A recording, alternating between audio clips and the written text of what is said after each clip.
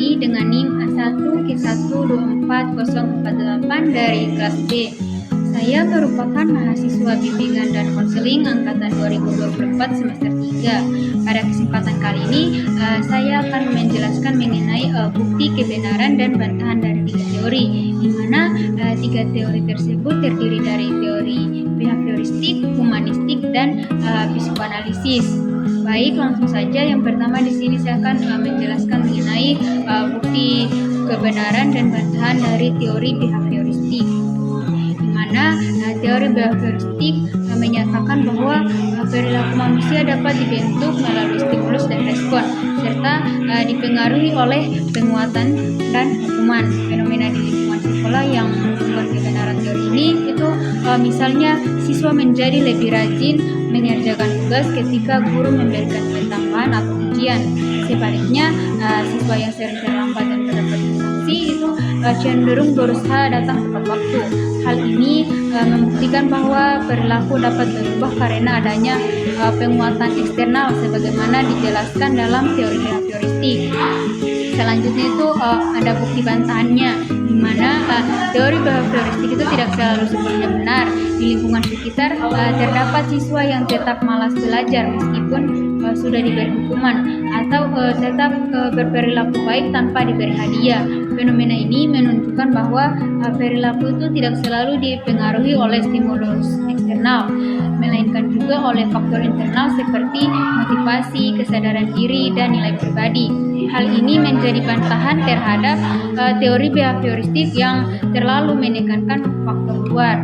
Selanjutnya itu ada bukti kebenaran dan bantahan dari teori humanistik, di mana bukti kebenarannya bahwa teori humanistik terlalu menekankan bahwa manusia memiliki potensi diri, kebebasan memilih, dan dorongan untuk berkembang atau aktualisasi diri.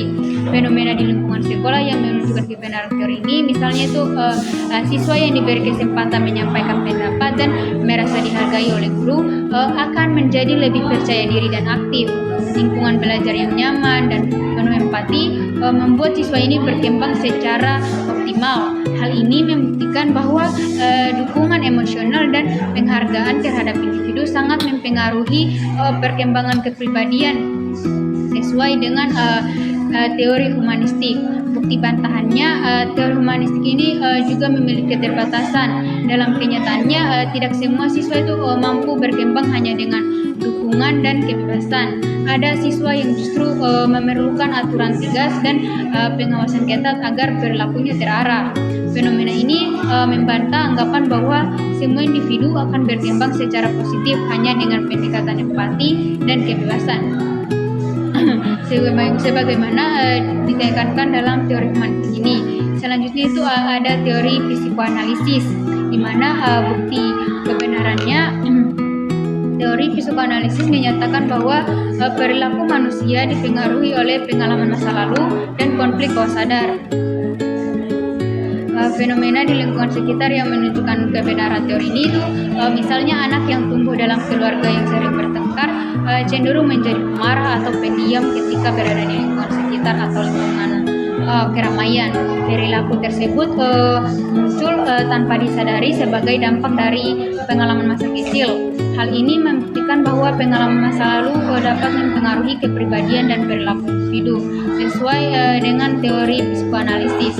Bukti bantahannya, tidak semua perilaku itu dapat dijelaskan melalui pengalaman masa lalu. Di lingkungan sekitar itu terdapat individu yang memiliki pengalaman masa kecil itu yang kurang menyenangkan, tetapi ia mampu tumbuh menjadi pribadi yang positif dan berprestasi.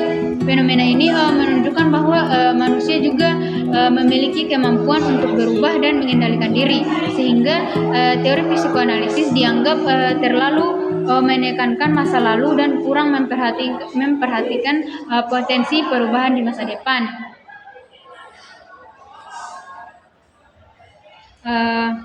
Jadi kesimpulannya berdasarkan fenomena di lingkungan sekitar dapat disimpulkan bahwa teori behavioristik, humanistik, dan psikoanalisis itu masing-masing memiliki kebenaran sekaligus keterbatasan. Tidak ada satupun teori yang sepenuhnya benar atau salah. Oleh karena itu dalam praktik bimbingan dan konseling ketiga teori ini perlu digunakan secara fleksibel dan saling melengkapi sesuai dengan kondisi individu.